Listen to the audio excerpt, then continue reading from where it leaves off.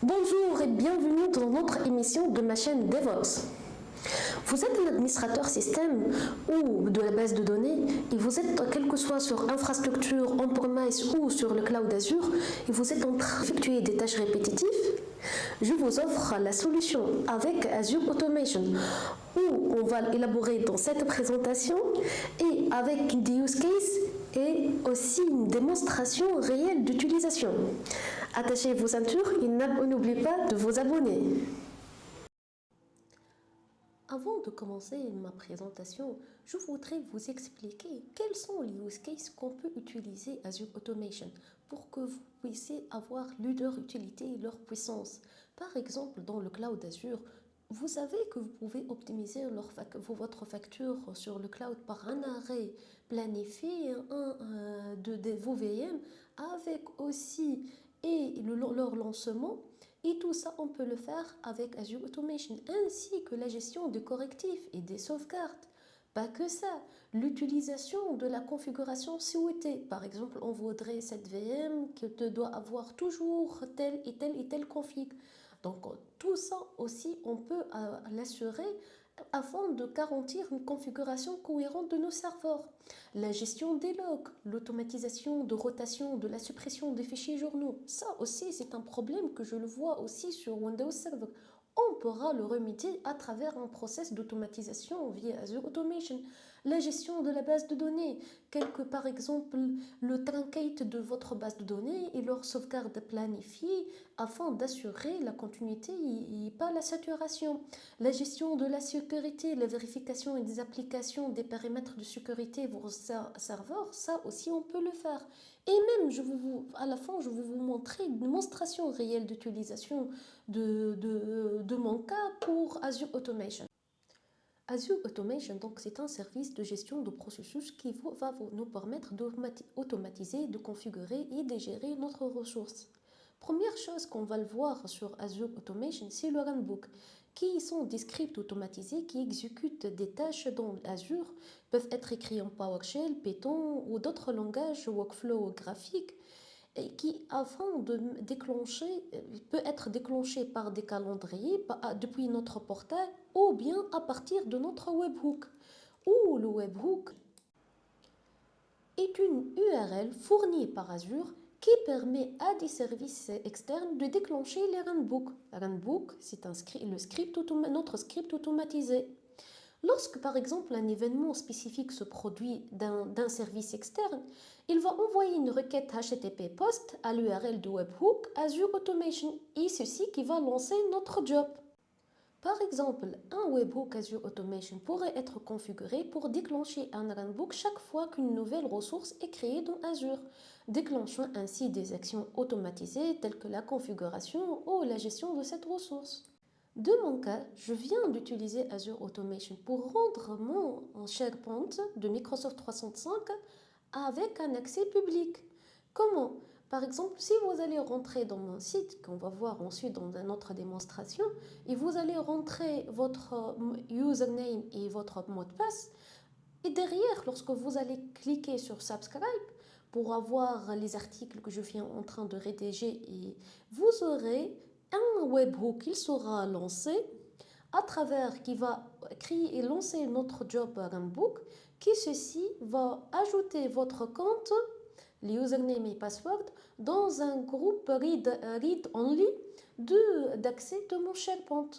Et comme ça, j'ai rendu mon SharePoint qui normalement il est seulement accessible par rapport les utilisateurs de REC, de mon entreprise, je l'ai rendu j'ai créé un site SharePoint public. Nous pouvons aussi automatiser le lancement de notre runbook à travers une automatism schedule, à travers des scripts PowerShell, à travers des Azure Alert. Donc il y a plusieurs moyens pour lancer notre runbook. Et dans ce cas, nous aurons le contrôle sur des services, des VM, des Azure Kubernetes Services, beaucoup d'autres services dans le cloud Azure, afin de le gérer, et aussi sur notre infrastructure on-premise. Un autre détail pour pouvoir gérer notre environnement sur le cloud Azure, nous pouvons utiliser System Identity ou bien Management Identity, c'est-à-dire une gestion à travers l'Azure Active Directory et pour pouvoir gérer les accès. On va le voir ça dans notre présentation. Bien sûr aussi, nous pouvons utiliser Azure Automation avec, sur notre site on-premise.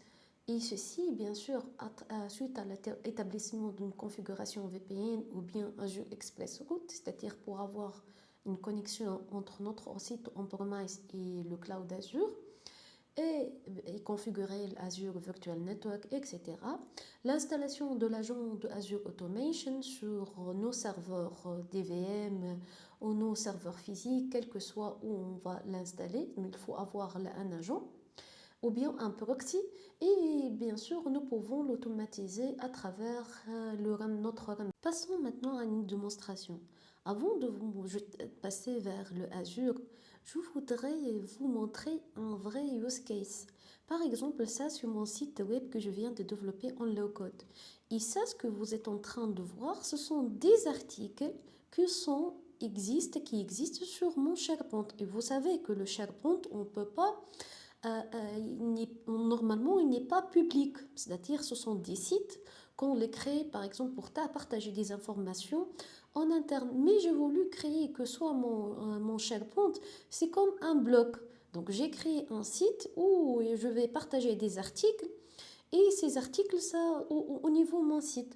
Donc, qu'est-ce que je vais, par exemple, pour pouvoir voir mes articles, il faut seulement, par exemple, entrer votre username, votre mot de passe, c'est un test. Et lorsqu'on va cliquer, on est en train de sélectionner vers Azure Automation. Et qu'est-ce que ça, tout ça est derrière? Donc, on vient de lancer un webhook. Ce webhook, il vient de nous dire Thank you for your subscription. You will receive an email redirecting you to the SharePoint site. Ça, tout ça à travers ça, bien sûr, ça c'est développé avec le JavaScript, mais ceci dans l'objectif qui va lancer un web ou notre runbook où vous, le même que vous avez enregistré, vous allez envoyer un email et vous allez ajouter dans mes invités dans mon compte Azure AD aussi que autant que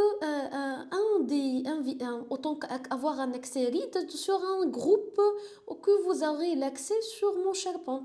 Donc dès que vous allez cliquer, donc vous aurez être parmi le groupe READ sur mon SharePoint.